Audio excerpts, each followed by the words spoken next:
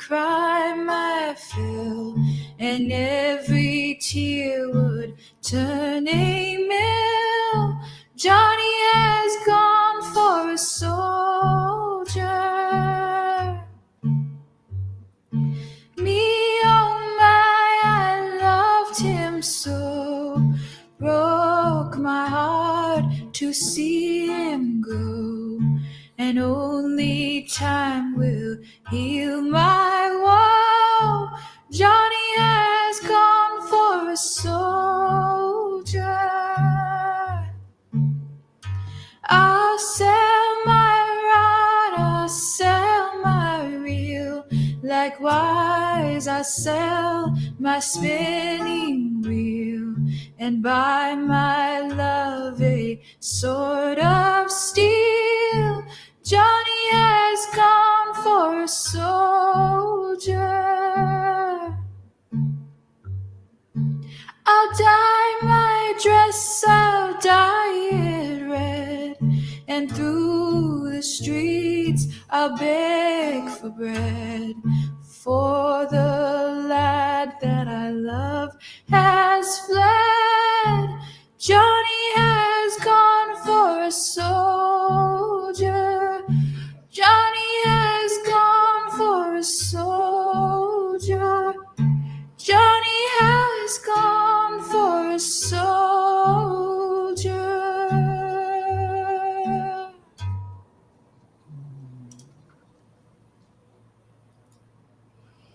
Wow. It's lovely. That sounds like something you would sing. Whimsy. Yes, I'm working on it. What a You beautiful are? voice. Yes. I'd love to hear you sing that. It You would know, suit she's you very an well. amateur, but boy, wasn't that a great version of that song? Very sweet, very simple, basic. I loved it. But you could do it better. No, I don't know. Her voice Yes, was you pretty could. that was she may be unknown, but boy, did she have a hell of a professional voice.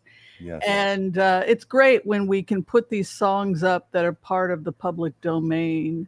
And they're my favorite songs are the old English and the old Irish songs. Why do you suppose that is in public domain? Do you think because of the age of the song itself? Oh, yeah, they're 500 years old. Oh, yes, that's safely within public domain. Johnny has gone to a soldier, probably off to Spain to fight for the Queen, you know? Yes. Or something like that. But how has your week been? Fabulous week. Fabulous. Lots of good things going on personally. Working hard, working on my projects. I'm working on my Oracle cards. I'm doing some writing, some art commissions, working for you, talking to your people. Just lots of things that I love, things that feed my soul. And you were telling me that, like all Americans, you have renewed your passport? Yes, I finally renewed my passport. I foolishly allowed it to expire during the 2020 pandemic lockdown because we just were not thinking about going anywhere. As you know, my great plan for my big birthday that summer was to go back to Venice, Italy. And I ended up sitting here in my living room talking on the phone to people. But I just never got around to renewing my passport. And I thought, no, everybody should have a passport. So I'm supposed to get it at the end of this month. And you were thinking your first vacation is going to be Italy. I'd love to go to Italy. I don't know when or how. I can probably give you, I know that every quarter we give you, is it every quarter we give you a gift, right? If profits for the company are going well. So I think we might be able to swing for your plane ticket. Yeah. Thank you. You're very welcome, sweetheart. So yeah, let me know when you're ready to go, and I'm gonna let you know. We can help pay for it. Okay. And of course, the side of that, so that this can be a write-off, is you're going to have to film yourself so that the company can do some write-offs about what your psychic impressions are when you go to Rome. And how about we do our show? I mean, you're in Portland. That might be good. Would you like to go to Italy with me? Yes. Okay, why don't we do that? How about that? But I was also thinking, you do your part from Portland, I do my part from LA. It had to be, I know it'd be a lot of hours, like 9-10 hours difference, but I'm sure we could do a split screen if I can find internet. Oh, wait a minute. You're saying I stay here and you go? Oh, no. I'm saying come with me. I'm not saying that. Well, I'm then just there wouldn't saying. be any time. So no, if we stay at the same hotel, we'll get like a 3-star. Where all do you want to go? Rome or where do you Naples? The only Oh, you know what we would? The other thing we could do is we could do an Italian cruise. That way we could see all the towns. Oh my God! And then we'd each get our own rooms, and you know, then you could just laugh, you suckers, laugh. Well, so far I've only been to northern Italy, and I once spent 5 days in Venice. I've never explored the rest of the country, and especially southern Italy. I hear so many beautiful things about it. So, working on the language right now. I had an amazing pizza in Naples, and everybody was yelling and shouting, and there was fish flying all over the place. You come eat the pizza. I'm like, okay, this is too crazy. People were like fighting, and I filmed them fighting. Like looking like it was going to come to blows, and then they worked it out, and then they hugged. I'm like, I have no idea what the hell that was, but it was very classic Naples. Well, and then, afterwards, to cool things down, people went and they ate, and pizza, mangia. And I was like, I don't eat meat. You know, I have a fish occasionally. No meat, no problem. Prima d'ora. I happen to know your arm can be twisted. Yes, my arm can be twisted. Well, not now though. I'm pretty strict. But you're very good. Yeah. So yeah, they made me a pasta prima d'ora. No, they made me a pizza prima d'ora, and they wrapped it up. They made it look like it was a flower. They cut it on the sides and closed it like this. So when they presented it was like a flower for the beautiful bella donna, the beautiful lady.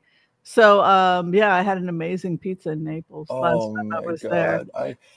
It must have been my youthful metabolism because I ate so much food when I was in Venice. You walk so much. I did. But by every right, I should have been 30 pounds heavier when I got on the plane home. All of the pasta and the cheese and the we just burn so many calories that you actually lose weight. I lose weight when I travel. I think there's also something to said about just being happy. When you're happy, don't you find that you burn calories easier? You tend to feel better, be healthier. Well, I agree with you that Venice is absolutely amazing. Oh, I go in peace there. No cars. Just boats, nothing but boats in the canals. Yeah. And I know, we're going to be talking about this hopefully with Sylvia, but I know I've had a past life in Venice. I felt that so strongly when I was there. Yeah. So how are you liking our book of the month? As many of you know, we have a book of the month. It's backwards. I'm going to have to fix that. No, on my screen, it's showing right. It's showing correctly. Oh, really? Yeah, maybe our viewers. Camera. Let's see. Mirror. There we go. How's it looking now? The same? Looks good to me. I would hold mine up, but mine's on my iPad because of the Kindle. I couldn't get a hard copy. Yeah. And I've got all my notes here, and I don't want to lose my notes. We were hoping to have Sylvia here, but she may be having trouble logging on the stream, so we may have to reschedule for next week. But that's okay. That's okay. We'll flow with it. It will flow. It's always meant to be. Boy, it's a book about reincarnation and soulmates, and don't give anything away about the end. He and I were like talking about the end, and we both had very passionate feelings about the book and about how the book ends, and so we don't want to give any of that away. No, we don't want to ever do that. You are still in the middle of the book, but what did you think about the idea of what she was saying, that we have these connections, these strands of relationships that have all this history to them that we may not even be consciously aware of? This has just been a fact of life for me for decades. I mean, I've believed in reincarnation since I was a child, and just everything that's touched upon made a lot of sense to me, and it doesn't always necessarily mean we're going to have the happy ending or whatever, but it's the journey.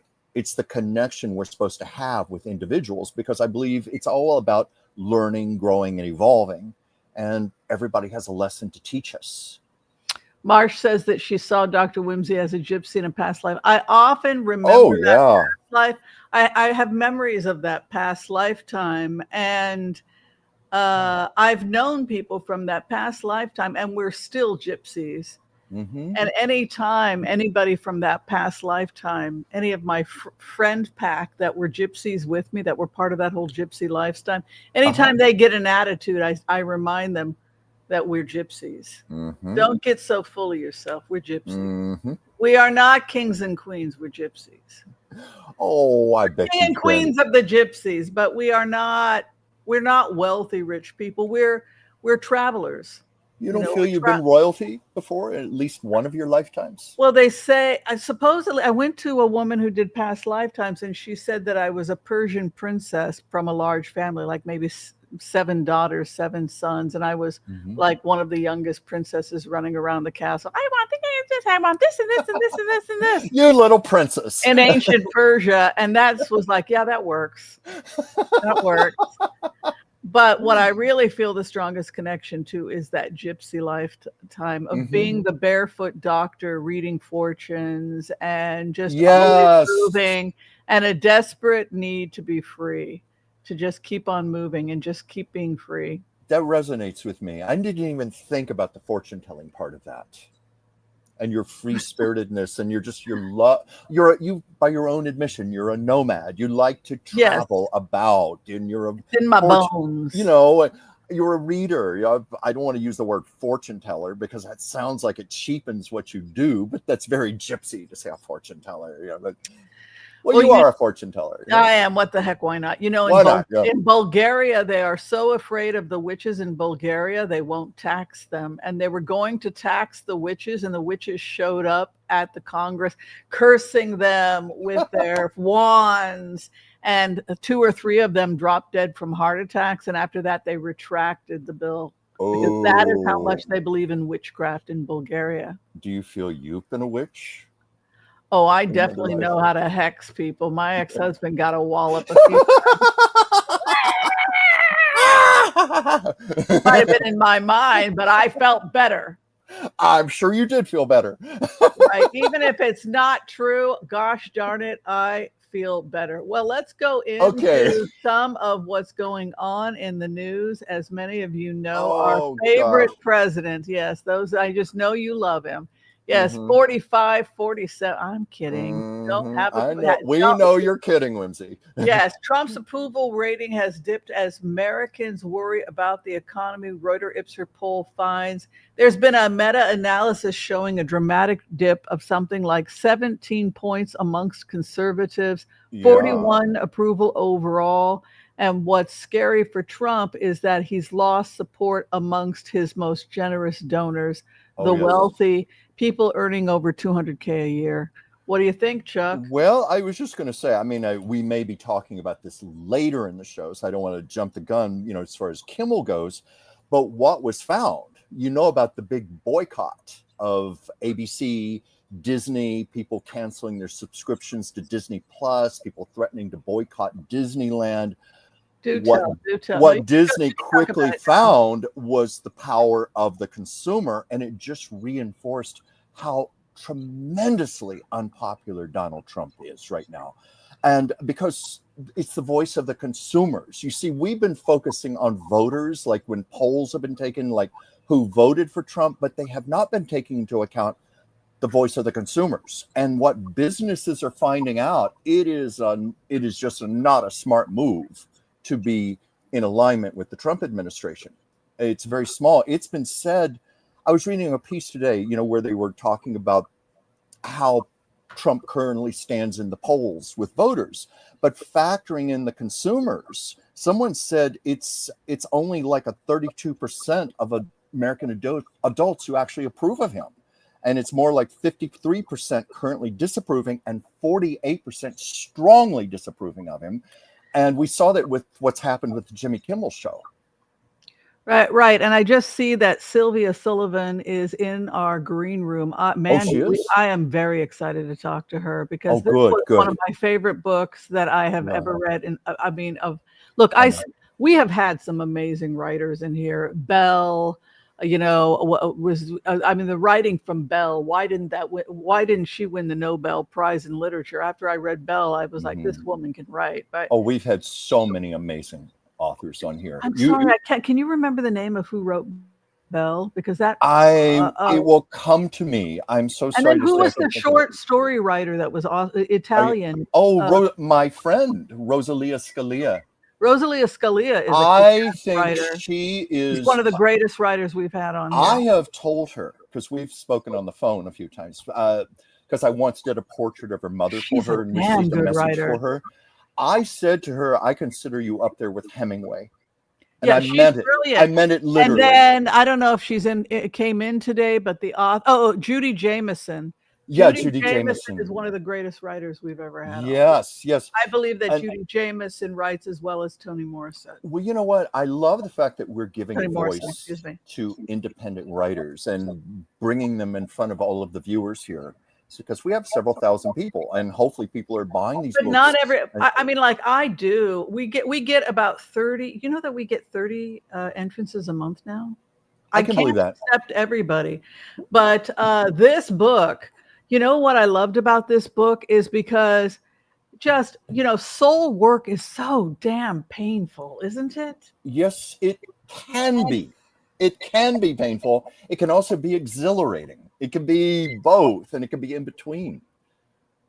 Yeah. So we will have Sylvia. I know many of you are going to have questions for her. An unbelievably amazing book about soulmates, trans migration of souls, and the challenges. We migrate with large groups of people, and it's like, damn, it's like tribe. You know what it is? It's like a party that keeps going. Well, let's take the party to the next bar. Let's take the party back to my house. Let's take the party back to Greece. Let's all incarnate together. Let's keep this party going. Yeah, let's go to Egypt. Let's take it to Earth. What happens also is that you start to remember. You go to these places, like with you in Italy. You knew that you had been. You knew that you had that life. Oh yes. Definitely. I also felt that way in Barcelona when I was there. I've been there a couple of times. Very strong connection.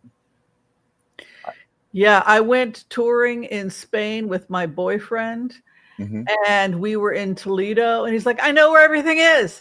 And then he grabbed the car, and he's like, the church is down the road. And he's like, here. And then he drove up the thing. There's the church. Wait a minute. I know this is where the ocean is. He's like, I know. I remember. He remembered it. And Toledo, like it had architecture that went back 500 years. And so it was the same 500 years later. You have these small towns in Portugal and Spain that tourists never go to. They either go to Porto or they go to in Spain, they'll go to Madrid or Barcelona, but they won't go to like some Playa del Mar, or we were trying to get away from tourists, so we were going deep into. We were also going into areas of the Basque Country. We got lost in a small village in the middle of nowhere where nobody spoke any Spanish or English. It was wild. Crazy. So you can have those adventures, but that's the kind of stuff I think about when I think about this book. So going back to the issue of Jimmy Kimmel Live. How much money did it cost them when they pulled this crap? I don't know an exact dollar figure because I kept seeing conflicting numbers on the internet. So I was reluctant to write anything down, but apparently it was substantial enough to get their attention. That I don't think, we talked about this last week. I don't think either of us were getting the vibe that Kimmel was going to come back necessarily. No, I got the vibe that he was that lawsuits were coming, and that's what I was getting. I felt like he was going to be victorious in those lawsuits. Yeah. And in fact, the next day he went marching into his lawyer's office. Yeah. But it goes back to that conversation that we have had here, and which is that we need to stop being at the mercy of politicians who are bought and sold to these shady lobbyists like the Heritage Foundation. Screw them. Go directly to the money. Go directly to the money. You want to see change in the United States? Boycott. Call them out. Drag them out. Shame them. Well, I'm sorry, but that's how real change is going to happen in this. This is what I love, the power of the people. And we've been saying this for a long time. And, I've been reading channeled messages on here. I had a few weeks ago, Jacqueline Kennedy Onassis. I read a message from Ruth Bader Ginsburg. Thursday, I read that message from Eleanor Roosevelt. It's a running theme in these messages I channel, because I always say, first of all, do I have your permission? And I want a public statement to read on the show. And every time they say, it's the power of you, the individuals, fire yourselves up. And Yeah, stop it's like looking for Eleanor Roosevelt said this. No, you know what's You going to ju- yeah. change that? But that is what happened here. Is like, screw the Mhm. politicians. They're going to just, let's have another hearing and spend your money Yeah. gaslighting you because we're all bought and sold. Screw that. I Yeah. want to know the name of everybody that's part of the Heritage Foundation. You know what? Part of the family, part of America First. I want to know their names. I want to drag them out and shame them and expose. I want to expose all the dark money, everybody that ever went to an Epstein party. Yeah. That's how you get real change. Exactly. Shame them, chase them into, shame them. Yeah. But it's about us being impassioned. That's a revolution. And Yes. also, frankly, I'm proud of all of these people for being astute. I was worried maybe people were not keeping up with the news. They were avoiding it. No, people seem to be showing they are aware of what's going on. And it's, damn it, I'm not standing for this. You're not, like with Kimmel, you are not effing with my free speech. This has gone too far. I mean, we even had Ted Cruz come out and speak on this. Even the FCC chairman, Brendan Carr, now he's denying that he had anything to do with this. Everybody is backpedaling now because the American people are speaking up for themselves. And this is what I've been channeling in these messages from the other side, and people are doing it. I'm excited. Mm-hmm. I have hope. Do you remember when we had done remotes and people had asked about Trump's relationship with Putin and his attitude, screw you, you can say whatever you like, no one's going to believe you anyway, so go ahead and expose me or whatever, I'll just say it's fake news and you're no longer the it kid. Yeah. What do you think about the fact that Trump has basically come out and said, screw you, Moscow, we can win this war against Moscow and we're going to help you do it? I was really surprised when I watched the news coverage today. Yeah, it's he's throwing Putin under the bus. There's no question about that. But when he's saying now, the Ukraine should keep all of their land. And did you see where he was asked, well, should the Ukraine shoot Russian planes out of the sky or drones? And he said, yes. What an about face. He no longer believes that the Ukrainian president needs to make any territorial concessions to Russia. Yes. He no longer believes that Zelensky doesn't have the cards. Instead, his remarks are that he believes Ukraine can win the war against Russia and take back all their territory over the course of Moscow invasion. Goes back to the prediction that NATO will be marching on Moscow if Putin doesn't step back. And going on with this from Axios, he said that with time, patience, and financial support of Europe, and in particular NATO, the original borders from where this war started is very much an option. Do you feel, based on the fact that he just got back from Britain, it's certainly how I felt when he was in England, that he was basically establishing a recommitment to protecting Britain and Europe and NATO and its commitment to standing with Ukraine? It feels that way to me. I had not actually thought about that too much, but definitely that feels very right to me. Yeah, I think so too. Well, let's go ahead, Chuck. Who do we have with us? Oh, God, who do we have here? Say hi to here? all the wonderful people that have. Let me scroll back up here again. Yeah. Okay. And of course, we have our wonderful Joel Tilson here, our floor director. Thank you, Joel. We have Gigi Pardo Lord. We have Renee. Hi, Renee. We have Intuitive Kathy. And Coleman, Tavi, I hope I said that correctly. Trying not to repeat names here. Wendy Burt, your wonderful hat designer there. Joyce Petrus, hi Joyce, my friend. Jeremy Rodney. We have Red Rose. We have Skyfire, great name. Marvel Johnson, Candy the Brave. Dinah, that's someone I'm very close to, has that name, Dinah. Lovely name. Marsh, CM Transportation, Oh yes, Chuck's saying you would love the Peggy Guggenheim collection in Venice. Oh, I'm sure I would. Great art lover. I studied art in college. Suzanne. Trying not to repeat names here. Marsh Redred. Let me scroll down here some more. Rockin' Pony Lady. I know, that's such a great name. Alice. Oh my goodness. Cassie Lake. Canine Catherine. Bet you're a dog lover. I can tell from the picture there in the name. Canine Catherine. Well, yes. we can keep saying hi as we go along. How about we do the Empath prayer and we do some blitzes for the next 30 minutes, and then at 6 o'clock we'll have Sylvia Sullivan in the studio. I'm very excited. We'll do about a 30-45 minute interview with her, and hopefully Sylvia will also be able to read from her book. Yes. Maybe next time around. It's a real page turner.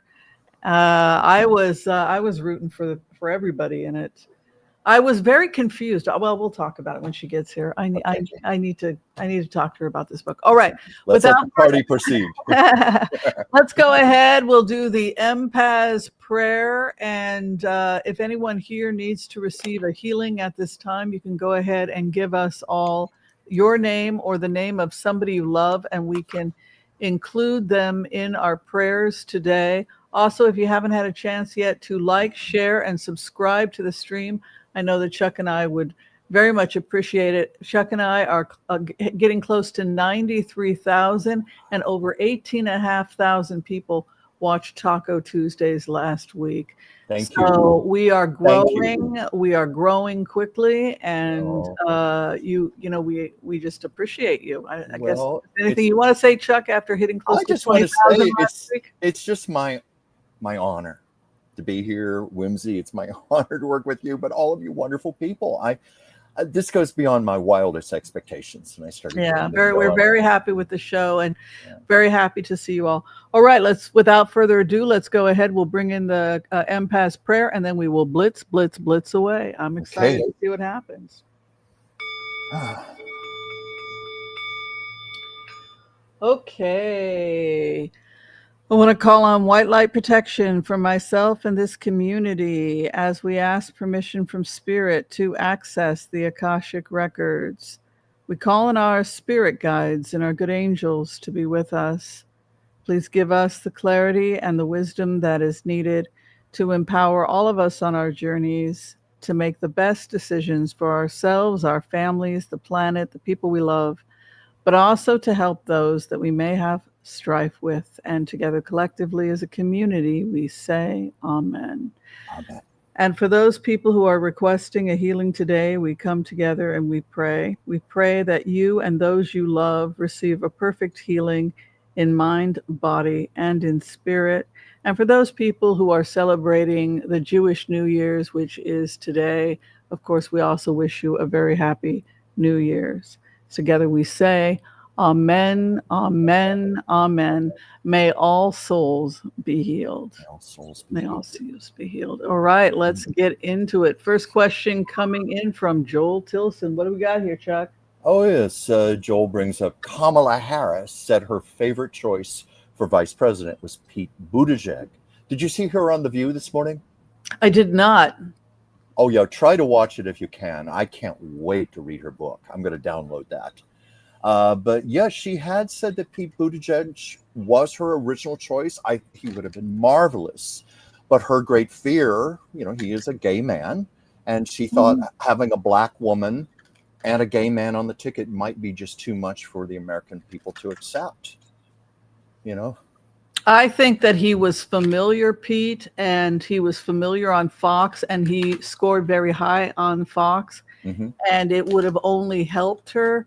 But I feel that the real resistance was that Pete Buttigieg did not want to be on that ticket because he has children. One of the things that came up in the remote was that his daughter was having some speech challenges. Yeah. I think both of his kids are adopted, and so they need a lot of love and attention, and his commitment is to his marriage and to his family. And exactly. So I felt also with Pete that he needs some time for his family to be a little bit older and a little bit more solid before he gets back into any race. I remember you talked about that a number of times in our readings. But do you think if she had asked him, he might have reconsidered? I was Pete Buttigieg. I became Buttigieg, and I found it very easy to be Pete. Mhm. And my marriage is really important to me. My Yeah. family is Chad. I don't think I can do this. Yeah. So it was a situation. If you ask me, I will have to say yes. So it's probably a good idea if you don't ask me, because my marriage, I don't know if my marriage could Right. survive it. Yeah. But I tend to agree with you. I think he would have been a stronger vice president, potential candidate ultimately. But, as she said on The View today, one of the fatal flaws of her campaign was they just did not have enough time. Hence the title of her book, 107 Days is all they had. Do you think that we screwed up when we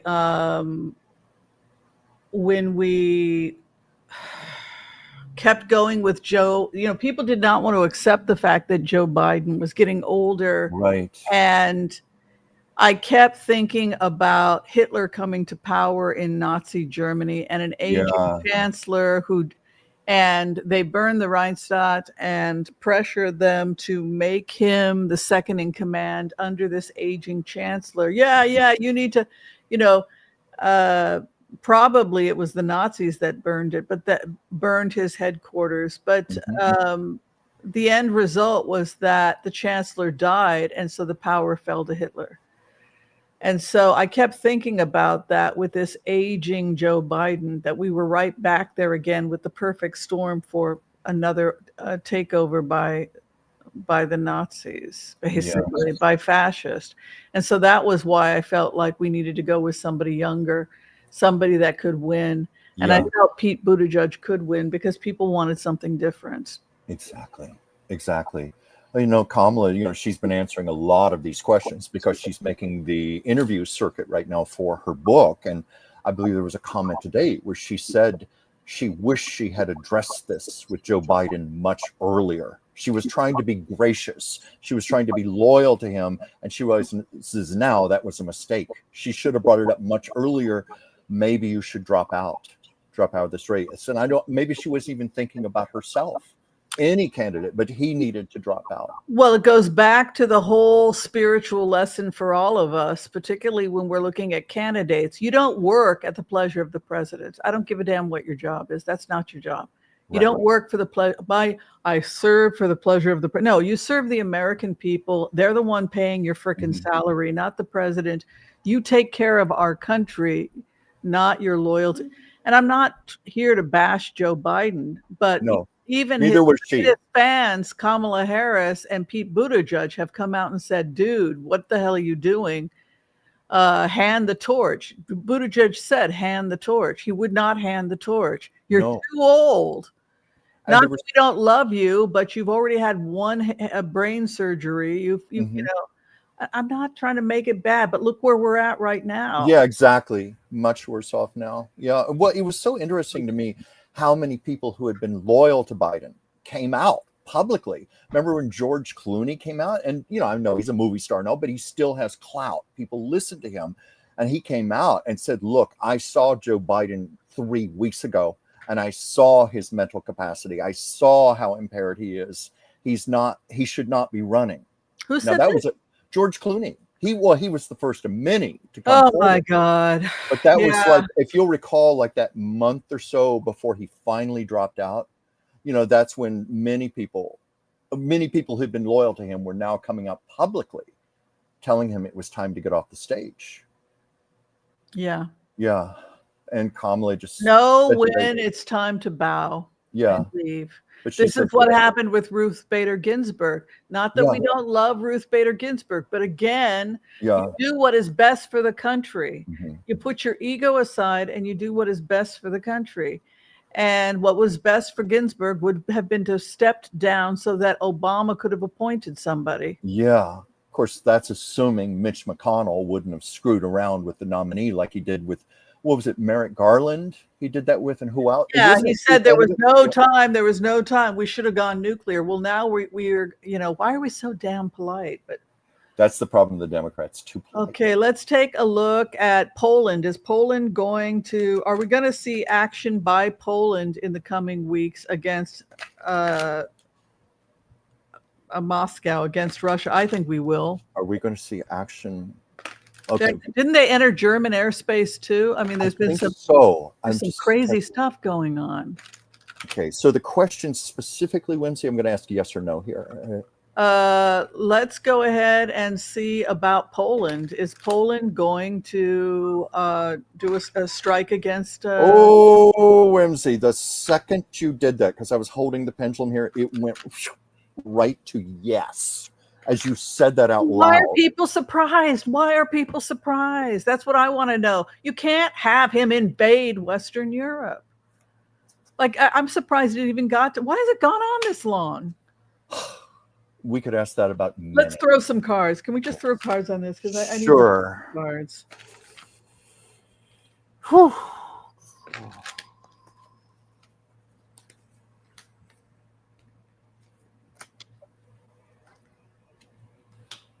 You know, Putin is the ultimate gaslighter. I'll give you an example.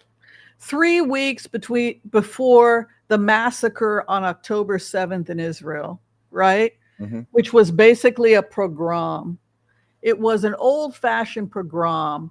What the Tsar would do is he would send the Cossacks out to rape Jewish women, murder people, burn their houses on fire, and it was a gift to the Tsar. The church, the Russian church, was notoriously anti-Semitic. They thought the Jews were devil worshippers, and they were going to do something as an act of love to the Tsar. So on Christmas, Easter, the Tsar's birthday, they would attack Jewish villages, they would rape women, they would pillage. 3 weeks before Hamas attacked Israel, they raped something like 200 women were raped. Burned alive.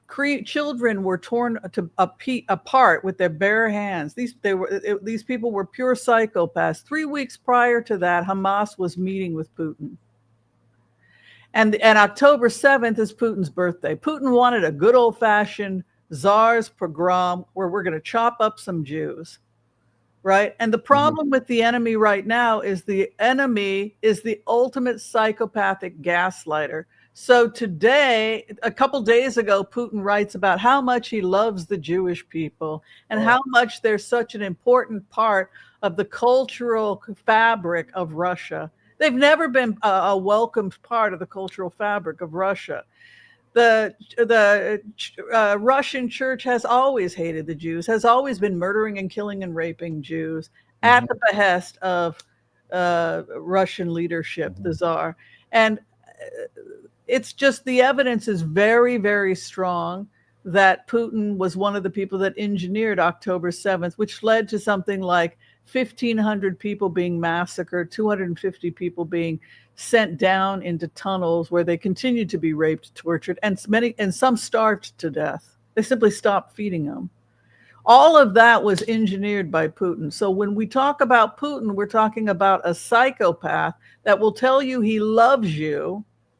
I mean, this is the ultimate psychopathic lover. He will tell you he loves you while he's twisting the knife.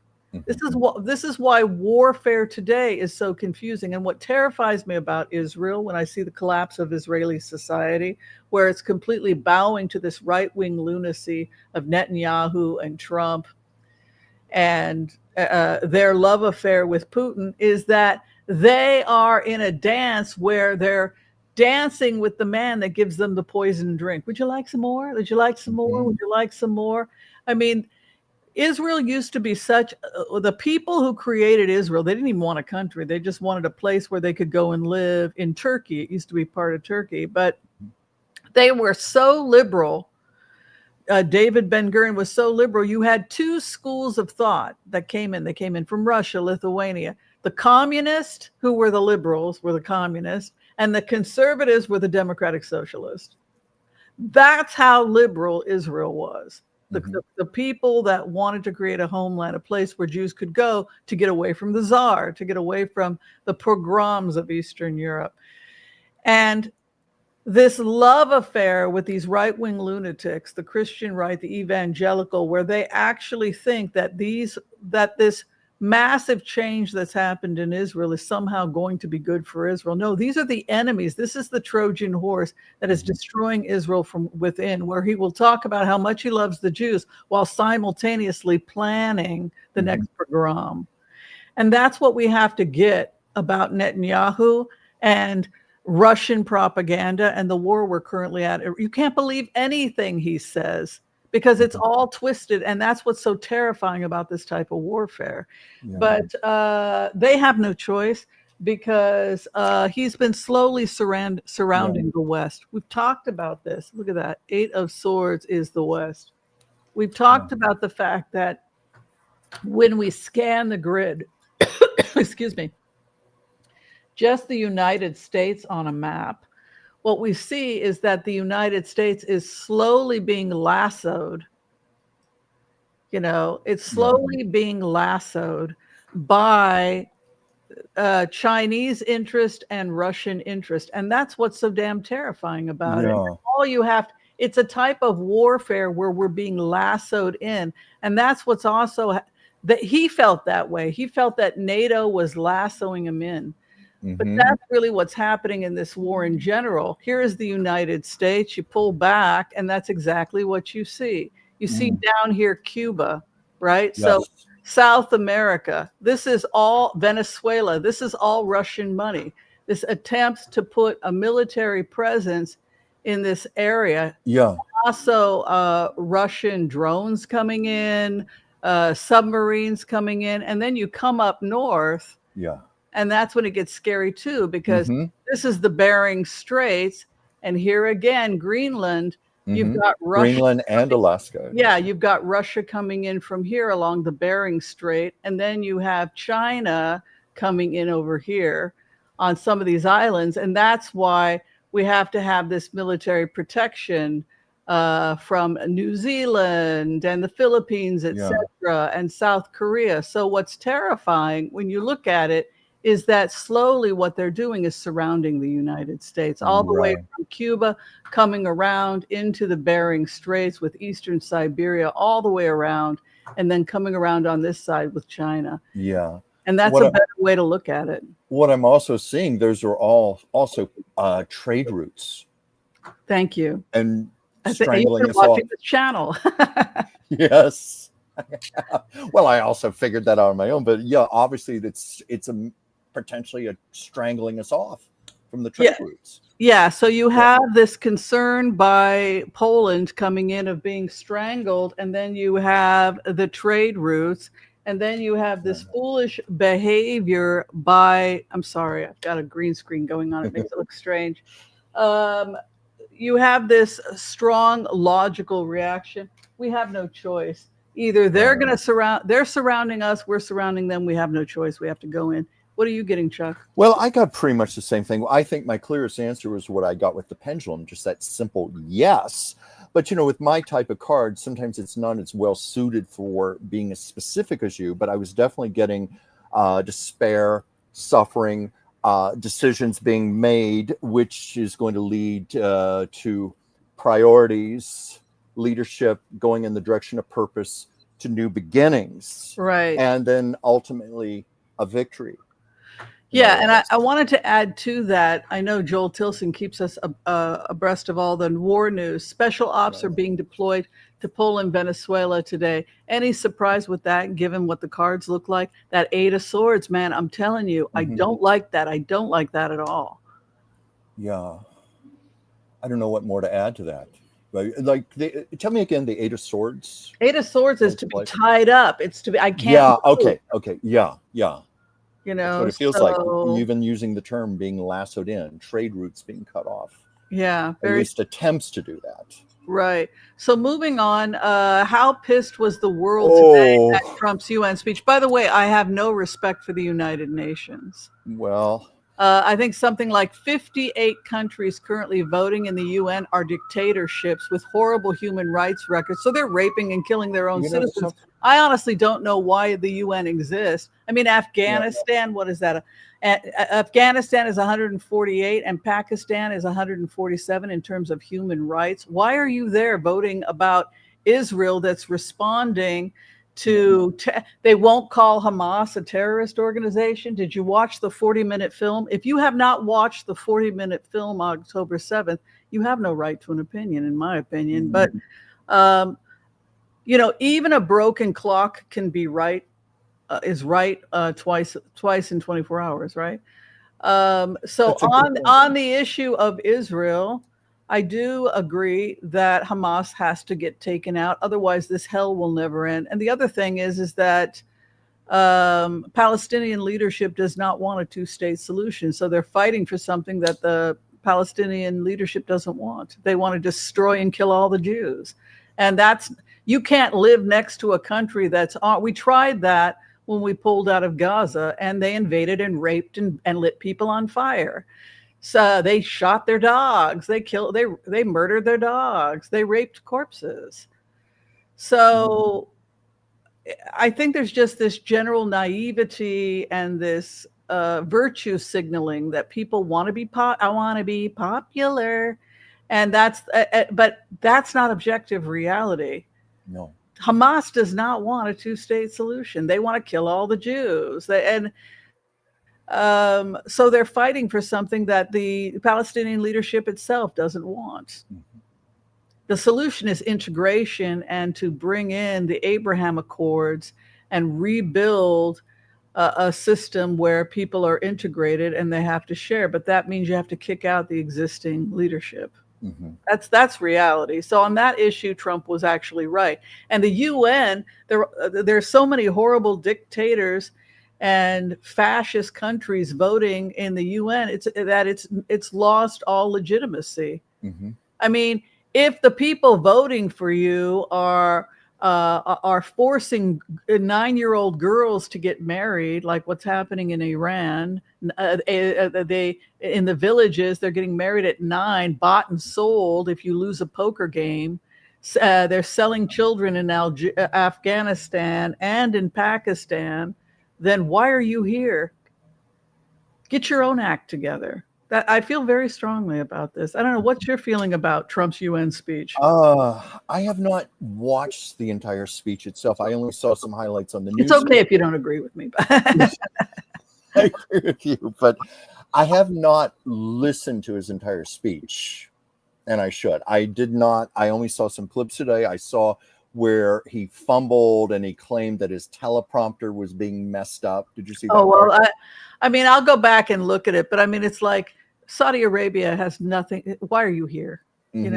Go home, little boys. Qatar, give me a break. Yeah. But I found that interesting. He was fumbling and he blamed it on his teleprompter. And, and then did you see? I'm surprised he can read it all. Well, yes, that's a given unto itself. I could go off on a whole other tangent there, but I'm trying to stay to the point here. Did you see when he and Melania were on the escalator? Now, you want to talk about a metaphor. You know how we talk about his presidency began when he came down the escalator. What was it, in the year 2015? Did you see it today when they were on the elevator and it started to work and then clunk, it just froze and stopped? And don't tell me somebody was not at the switch messing with that escalator, because he had no choice but to walk to the top. And we know about his health and his issues with his cankles and everything. That was not easy for him.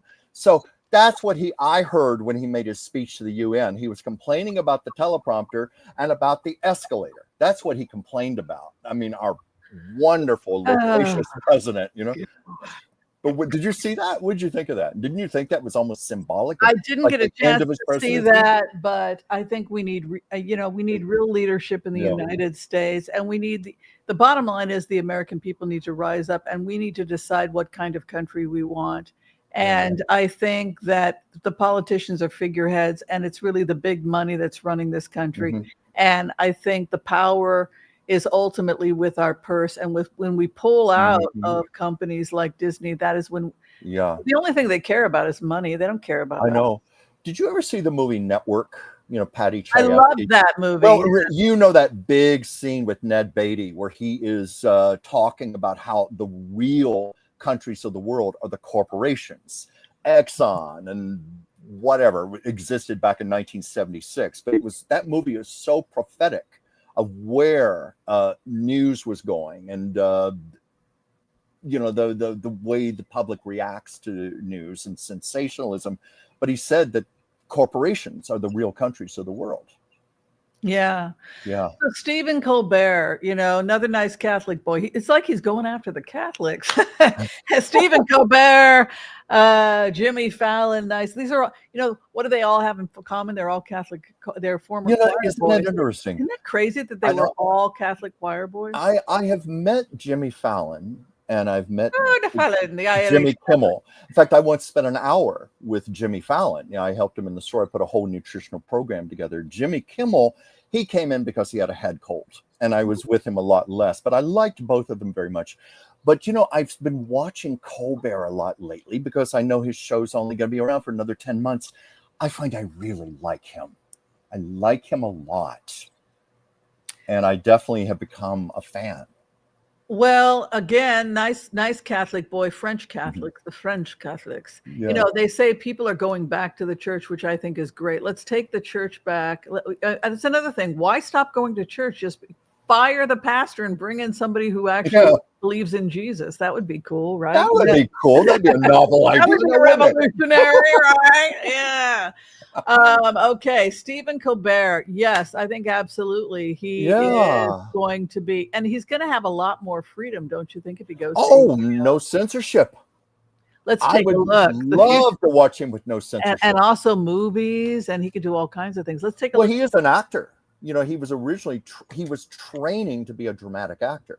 I think that's what he went to college for. Yeah. Let's take a look. I love the story he talks about meeting his soulmate. Oh, you mean Evie? Yeah. Did you ever hear about that? Have you ever seen the two of them together? They are beautiful. They are. His girlfriend was like, "Are you going to marry me or not?" And he's like, "I don't know. I'm going to go visit my family and go back to North Carolina. I always feel better in South Carolina. They were both from Charleston. Yeah. I feel better there. I'm back home." Yeah. And so he goes to some event and he's trying to play it cool. Like he doesn't want, too much attention.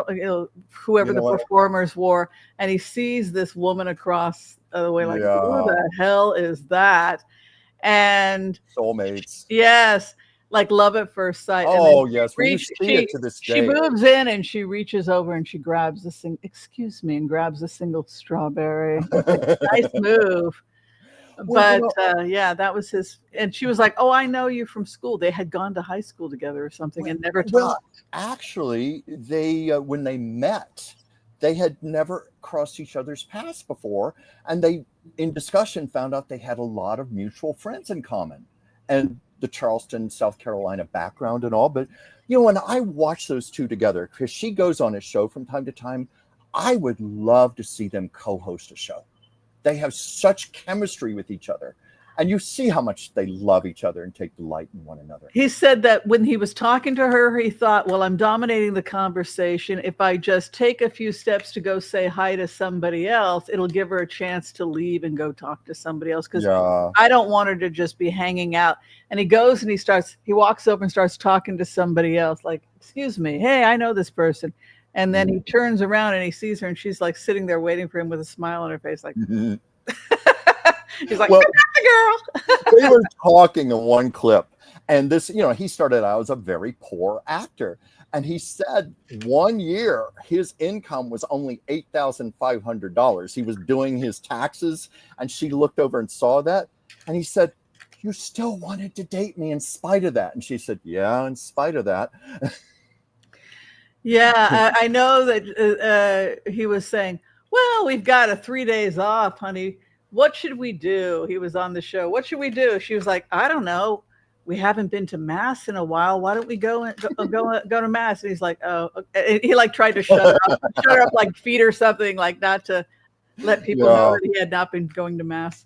So he's still very much devout Catholic. Well, also, he originally, when he did that show, The Colbert Report, he was playing a character. It was a parody of an arch conservative. When he had to do The Late Show, he had to be himself for the first time. And he said he purposely had Evie sitting in the audience so he could look at her and remind himself, who am I? I'm Evie's husband. That's who I am. And that kept him grounded. Oh, that's beautiful. Isn't that beautiful? Well, let's look at his future in His future. Well, I'm just going to ask, is he going to HBO? Maybe. I'm not getting a firm yes. I'm getting a maybe. What I'm getting more than anything is he's got a lot of options on the table. I haven't pulled cards or anything, but I'm sensing he's going to go to one of the streaming networks, HBO, it might be Hulu or whatever, but he's going to persevere, and he's going to be even better because he's got renewed popularity, and he's not going to have censorship anymore. Well, he's got the Knight of Pentacles moving in, slow and steady wins the race, bucket of cash. Look at that opportunity. The Empress, he's moving, and he's got a huge 6 of Wands moving into final outcome, which is success over the next 6 months. So he already has another offer. You know what? It's very possible that he could do HBO. My method is I just let cards fall out, and I just pulled one celebration. Yeah. He's going to be better than ever. Yeah, I think that he'll probably do, so many people became successful from The Daily Show. So many, Trevor Noah. Oh, I love Jon Stewart. Yeah, Trevor Noah got burned out, though. He's like, I'm done with this. I just want to go back to being, life before I was famous. Well, that was a prerogative. Yeah, and I think it's really good. But I think with Colbert, I take delight in seeing a genuinely good person having good fortune like that. Because I feel in my heart of hearts, he's a good man. A very good man, yeah. And that's what I mean. Like, I think it's great that people are going back to church. I don't think it's bad that people are going to church. What I think is bad is when big money started to take over the churches. And then it became pushing politics and pushing extreme politics and then funneling the money to these dark organizations rather than my personal relationship with God and how I can be more closer to God through my actions, my deeds. And we kind of lost our way. And so I think it's actually good that people are going back to the churches. What I don't like is when churches tell people what to think as opposed to how to think. And I think there's been too much of that going on. Yeah, exactly. When I met my wife, she glowed. I bet you glowed too, Joel. Yeah. So, Chuck, did you have a good time today? Oh, I had a wonderful time. Did it go too fast? The hour goes too fast. It goes too fast. Too darn fast. And I'm just here on my iPad trying to find my notes because we have an interview coming up here.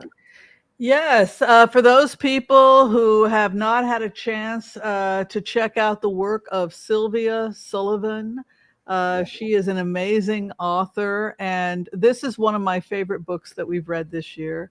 I know I say that every time we have somebody on.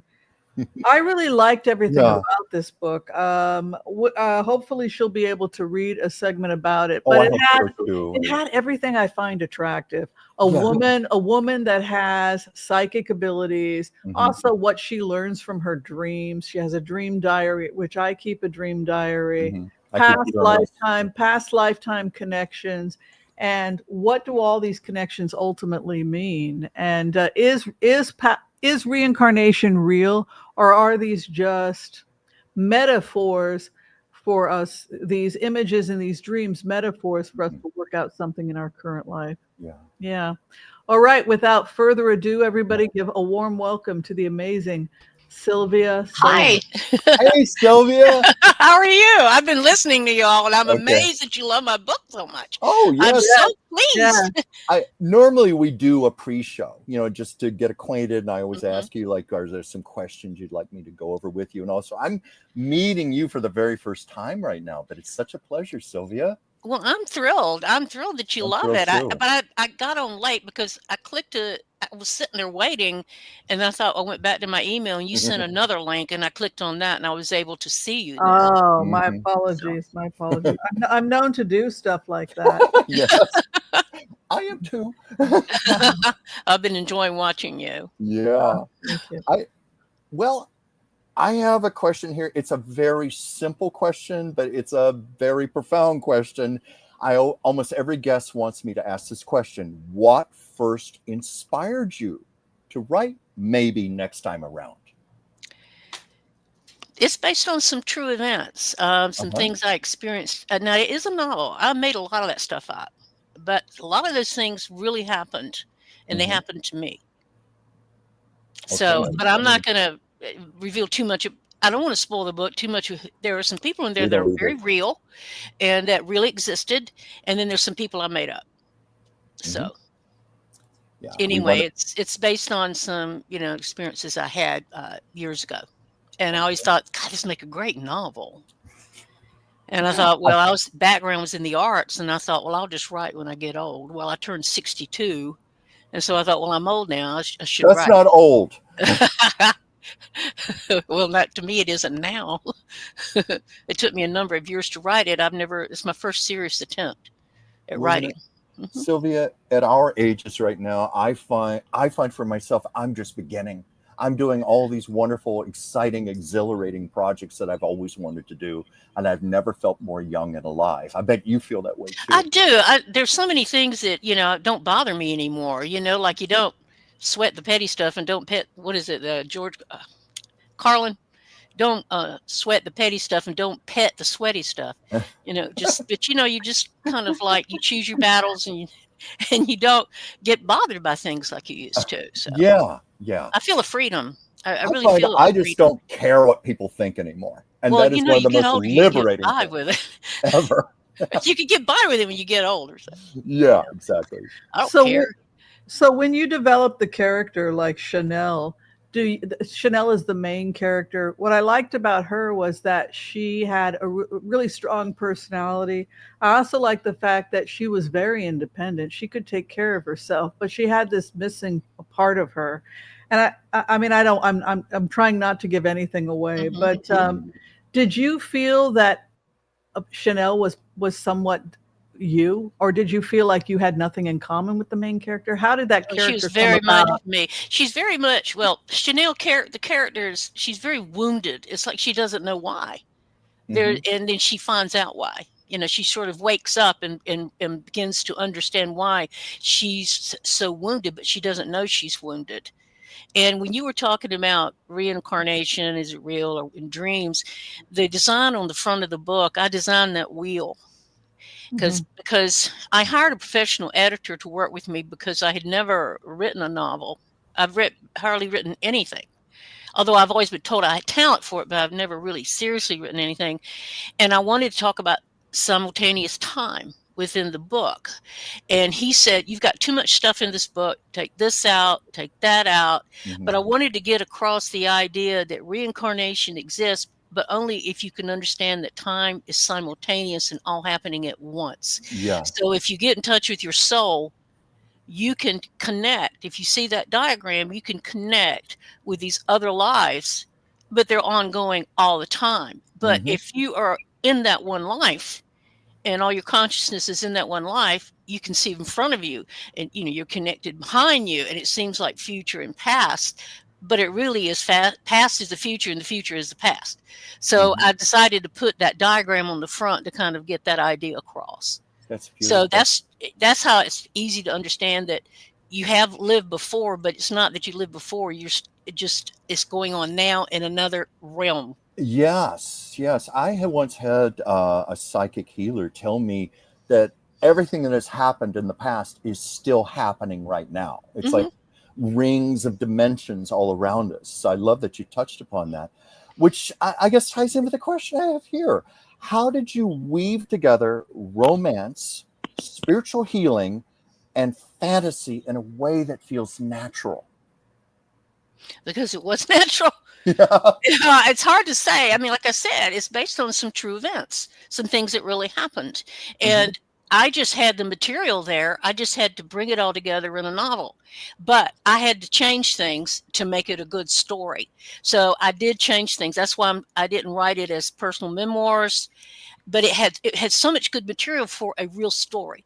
So I made up some things, and I'm not going to tell you what was made up and what wasn't. I will say that there is one character I will tell you that really existed, and I'll tell you who that is. Okay. Art Book. Oh, yes. He's a person that I knew, and he was the most fascinating man I have ever come across in my life. And it's sort of like I just knew I loved him to death. But he didn't die like that in the book. He has passed on, but I made that up the way he died. But he was a real man. He was a real person. Oh, love that. What do you think the main purpose? I have a couple questions here too. I'm trying to get to, but what do you think the main? I mean, like, why are we alive at all? Like, why live at all? I felt like on the one hand, she had all these lessons and trying to piece together with these dreams, like her relationship to the father energy, and whether or not these are just symbolic of something that's happening in the world right now, or if it's something that really happened. But ultimately, the question is, what is the point? Like, why are we here? Why are we here? I think we're here to, I did convert to Greek Orthodox, and in one of the chrismation classes, the priest said, and I'll see if I can say this right, that God created us so that we could move outward and learn and then bring it back to him. Ooh. Like God is learning. Well, I don't really like to use the word God. I like to use the word divine, but in the Greek church, it is patriarchal and it's God. Mm-hmm. But universe, you could say that I'll call it the divine. And but that God created us, and I remember him drawing a diagram on the blackboard and said, we go all the way out to learn as souls, and then we bring it back to sort of enrich him. And I think that's the purpose. We're constantly growing and learning as part of the divine. It's an ongoing process. Yeah, so it's similar to this idea of tikkun olam, that we are here to perfect the world. Mm. I think so, yeah. Well, it's just a constant learning and moving forward. Mm-hmm. And also perfecting ourselves as we perfect the world. Is law, okay, I have to ask, because I immediately, in my mind, when I saw Ash Lawson, the romantic interest, I don't know why I saw Gene Wilder. I was thinking more along with Robert Redford when I read. Well, didn't you describe his hair as like curly blonde or something? Yeah, like curly blonde and turquoise blue so eyes. I was like, well, I got my fantasy, nice Jewish boy. So I was like, okay. No Harpo Marx. In walks Gene Wilder. Oh, well, that does kind of fit his description. I just wanted to make him a blonde with beautiful turquoise eyes, and I always thought, I know, I was like John Lennon's nose. It gave him such character, and I just had to make him look really effervescent or whatever. Or even angelic, almost. Yeah. I always think of that with the curly blonde hair, the blue eyes, and so forth. Yeah. Your book features both modern settings and ancient Egyptian imagery. And I want to know what drew you to Egypt as a past life backdrop. Because I had dreams about it. Because I remembered it. I'll tell you this stuff in this book. The dream, I made up a lot of those dreams. Okay, some things were meditation. Okay, some of it was just pure made up to get a point across, and other things were real dreams. Like the dream where she's sitting like in a hall and there's like a guru up front, and let's all go back to Egypt and learn about the eternal enemy. I had that. That was a real dream I had. Mm-hmm. But I never was. I took it in art history, but I never was fascinated by Egypt to begin with because I thought they worshipped animals. But when all this stuff started happening, I started getting really interested. I've read a lot of books about Egypt. Have you heard of John Anthony West? No, I haven't. Well, he had a program on, and Charlton Heston narrated it, called The Mystery of the Sphinx. And you used to be able to get it like on Netflix. But it came out in like 1990. And he wrote a book called Serpent in the Sky. And he took a geologist, his name is Dr. Robert Schoch, to the Sphinx. And what he did was he took a picture of the Sphinx and he covered it, the head and the paws, with tape. And went up to a geologist. He said, would you call this, what kind of erosion would you call this? Would you call this sand erosion? He goes, oh, no, that's definitely water erosion. Wow. And he pulled off the tape and he said and he didn't want anything to do with him. But anyway, he took geologist Robert Schoch to Egypt, and they started writing papers on it and realizing that the Sphinx is a lot older by thousands of years than they're saying, because it's like water that runs down Yeah. not from flooding or seepage, but it runs down the way it roads, and it takes thousands of years to do that. So they're thinking that the Sphinx is like thousands and thousands of years older. So I came across this book in a bookstore and picked it up, and from then on out, I was in love with Egypt. Yeah. So it's a good book, Serpent in the Sky. My goodness, I'm even thinking about water in the desert like that. Well, thousands of years ago, and I did some research on this because I said this is like 10,000 years ago. By the way, I had a whole chapter on the life in Egypt, and my editor made me take it out. He said, just get rid of it because Why? He said the teasing, and the weaving in and out of the dreams and was much better of a tease than just telling it all. And, there's a woman in LA that wrote a book on reincarnation. I can't remember her name. It was a good book. It was called A Painter of Time or something. And she did that. It was Egypt. And she put the whole chapter in. And I lost interest when I got to that. It was a real good book otherwise. And so I took it out. And you can. And he said, you really don't need it. You can get the idea of what happened with them in a past life through your dreams and her memories. So yeah. It's what's not shown. Now, I was even told that in acting class, you don't show everything. You let the audience imagine. Yeah, that's what they were saying. And I've also taken writing classes, both, writing, screenwriting. They all tell you this: leave enough alone, keep it out. Factor in the intelligence of the audience.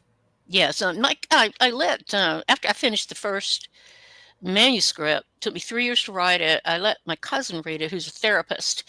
So I knew that she would be honest. If it was something that I didn't, something wrong, she would be very constructive in how she would tell me. And that was one of the things she said. The same thing the editor said later. Tease it, just tease it, and then people will fill in the blanks. Yeah. Well, which part of the book was the hardest to write? The contemporary romance, the mystical elements, or the ancient flashbacks? Well, the dreams and the ancient flashbacks, that Amazon messed up on some of the printing. I wanted the italics to be every time you went to a dream or every time you went to like a perception, the point of view of Sella or anybody else's point of view. I wanted it in italics. Yeah. And also dreams. And I don't think I had her do anything in meditation. Yeah. I just read it again just so I'd have it fresh in my mind. But I'm not going to talk the ending, how somebody ended. I don't want to say too much. There was one that I just channeled. And that was my favorite thing to write. And I wrote it in like 30 minutes. I think all of us who are writers. And it starts, y'all, if y'all read it, you'll know what it is. It says, the custodian missed a spot. And I got that line and I sat down and wrote it in like 30, 45 minutes. It's my favorite thing I wrote. Yeah. It's often how channeling works. Can I get back to the love story again? What is the problem with her and Ash? I mean, like, what the hell? Like, why couldn't it have been easier? Like, well, I think it comes across. Why does life have to be such a struggle? You're madly in love with somebody. Like, why does it have to be so damn hard? Yeah. Well, she says she's thinking and she's internalizing and saying that, if you remember what they did in Egypt was at one time sacred. She was a high priestess. Right. And she was supposed to be her consort. And if you remember one part of the book where they're together, she uses the energy from their lovemaking as a high priestess and sends it out to her country, like through the consciousness of her people. And she says that, when she remembered this in the dream, she realized that it was the reason why he had to be her consort, because he could handle the energy. It's Tantra. I don't know if you ever read any books on Tantra. Well, I do Vajrayana remote viewing, which is an aspect of that. I end up making love with Putin. I know how everybody is. People were horrified. I was with Putin for like 6 months. People were ready to call in, get her. But that's my job. It's like, hey, I'm a professional, How about but that he wakes up, she's blushing from having like made love like that. But then the guy Tarshu comes in, the evil emperor, comes in, and totally changes everything and tells her she has to be celibate and she's heartbroken and they could lose their lives, so they're led to believe that it's evil. It becomes you can't, what's the word, taboo. And then she sees Ash coming out of a gay bar and she's shocked. And then she realizes, well, maybe what he has to do is make the taboo, which gay, is considered okay. Maybe wasn't he bisexual? I mean, like yeah, he loved women and men. He did. Yeah, he was married, and then he went through a period of gay where she saw him, and then he was married at the end. I mean, he got married. Well, we got to be careful about not giving that away. But, I don't want to give it away either. But I had a real hard time connecting with Ash. Like, what did Ash want from her? Like, what was ultimately drawing him away from her? Like, was it when they were together? Other people's? I'm sorry. Go ahead. Well, if you remember, the psychic told her that she discouraged him. The seller had discouraged him. That the psychic said, I can see him almost calling you, but she discouraged him. She said he was very, he's very, I don't know if I put that in or not. He was very easy to manipulate, but that she, had discouraged him. And also the idea that she had the idea that, of course, he would never do it when anyone was around when he flirted with her. So I had a friend that, told me that she wished that I had put Ash's point of view in there. Yeah, that's what I'm saying. I did in the end. I did in the end, and I was told to take it out because if you're going to put him in at the end, then you got to put him in at the beginning, his point of view. And then there would have been 4 points of view. You had Sella, and then you had the patient, and then you had Chanel, and then you have Chanel's point of view from Egypt. So in a way, I'm sorry. Please go ahead. No, that would have been 5 points of view. So I just took it out, and I would have had to rewrite the whole book, and it was more about her. It was more about her and her perception of it. Oh, I'm seeing something. What? I'm getting called away in about 10 minutes. But would you be kind enough to read a little bit of the excerpt from your book? Well, y'all have to pick it out because I have no idea what I should read. I know what I would like to read, but I like the prologue. Oh, okay. Well, that'll work. Okay. Let me get it here. We love to hear the authors read their own words. Oh, okay. Hang on. Yeah. Let me turn. Okay. This might wash me out a little bit here. Oh, can you see? That's kind of. Okay. That's all right, I guess. You're fine. Okay.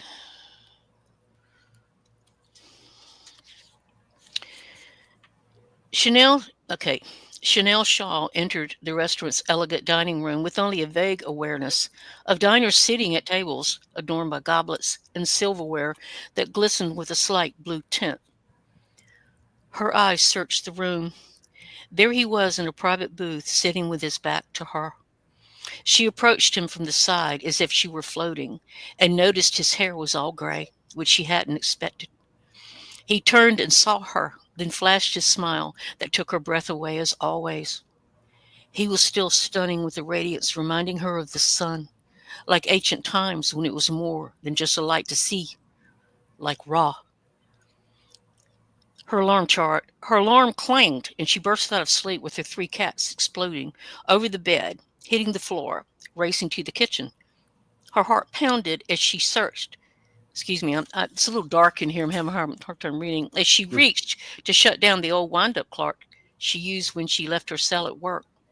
She sat sleep-drugged for a moment, holding on to the dream. Chanel pulled on her robe and quickly made her bed.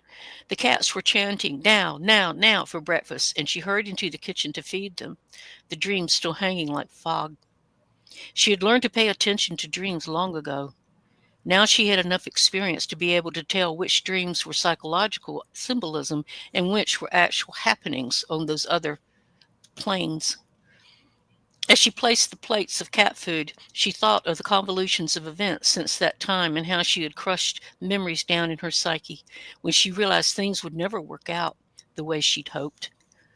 She knew him decades ago when she worked in medical media, and he triggered a remembrance of another age, another time.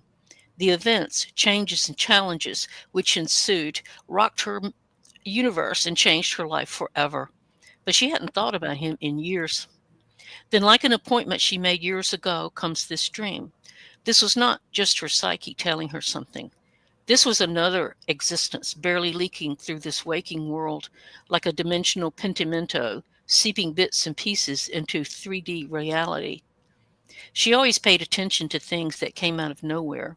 Why would she dream about him now? It weighed heavy on her mind and heart as she prepared for her day, and given how much time had passed, thousands of years, this surprised her. Is that enough? Beautiful. You read Joseph, beautifully. Yeah, I love Thank that. you. I love the Me too. prologue. I got really pulled into the story when I read the prologue. Oh, I'm so glad, because I wondered about that, but I worked on that I changed it so many times, but it was loved it. basically the same, but I wrote that pretty fast. I loved hearing your inflections, because an Thank you. author just has their own natural passion for what they're reading and what they I love. like for to what they've say done. raw. That like came raw. across. You could do the audiobook. That's the part that really turns I me was on. thinking about doing That's it. why but I was like, Good. well, that prologue was why I decided to bring the book in for this month. Was because was it really? yeah. I tried to write it so it would, grab people immediately, because Yeah.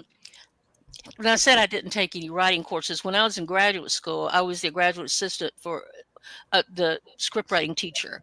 And I learned from him just teaching his students and being in his class.